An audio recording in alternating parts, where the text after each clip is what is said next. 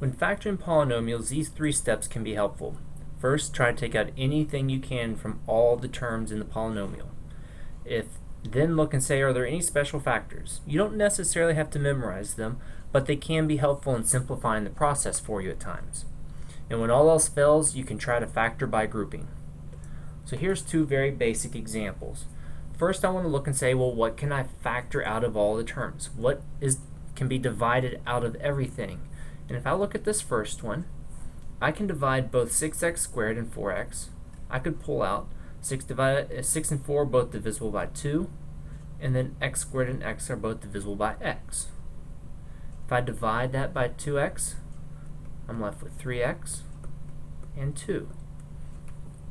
And I could distribute the 2x back through and see I've got 6x squared plus 4x. In my second example here, I can say, well, I could divide them both by 5, and I could divide them both by x squared. This would leave me with x squared minus 9. Now what I could recognize there is that that's the difference of perfect squares. So I could actually factor this second term even more. So I would end up with 5x squared, and then the difference of perfect squares, you take the square root, you're going to subtract them, and you're going to add the two square roots together. Now say I have to actually factor. What we often teach students is to actually multiply the outer terms and look at factors of that product that may add to make the inner term.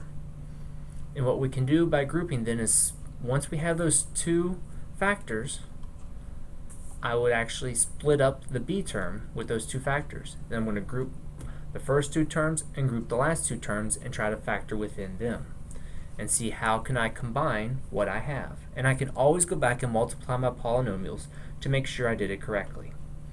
So let's look at an example here. I've got 2x squared plus 11x plus 15. So what I want to ask myself is, what can I multiply that makes 30, because that's 2 times 15, but adds to make 11. So I can go through my terms. 2 times 15, well, that gives me 17 when I add them. 3 times 10, well, that gives me 13 when I add them. Well, how about 5 times 6? When I do that, when I add them, it's 11. So they don't work. My two terms I'm going to replace with are 5 and 6. So this now becomes 2x squared plus 5x plus 6x plus 15. Now I'm going to group my first two, and I'm going to group my second two, and say, well, what can I factor out of my first set? They're both divisible by x. So that becomes 2x plus 5 on the inside.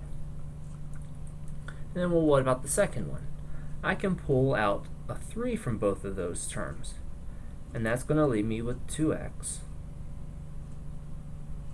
plus 5. And if I look, I have 2x plus 5 and 2x plus 5, and then I can group my outer term, and then my second set of parentheses will be the identical term.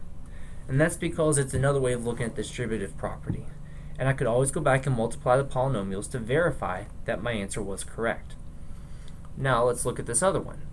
This would be like saying, what do I multiply to make negative 32? Because 1 times negative 32 is negative 32.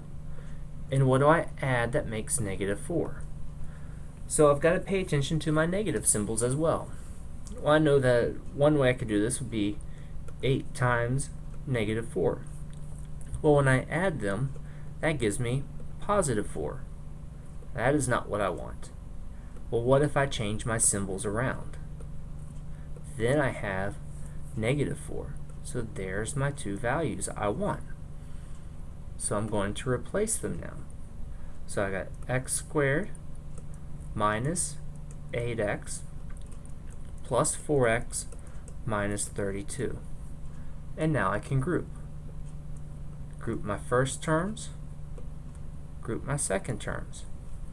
So I'll look and say, well, what can I pull out of this first one? They're both divisible by x. That leaves me with x minus 8. And then I'm going to say, well, what can I pull out of the second term? I can divide them both by 4. And that leaves me with x minus 8. So I have the identical parentheses. So I know that my final solution, I'm going to group my outer terms, and then I'm going to rewrite my repeated term. And that's some of the basics of factoring polynomials.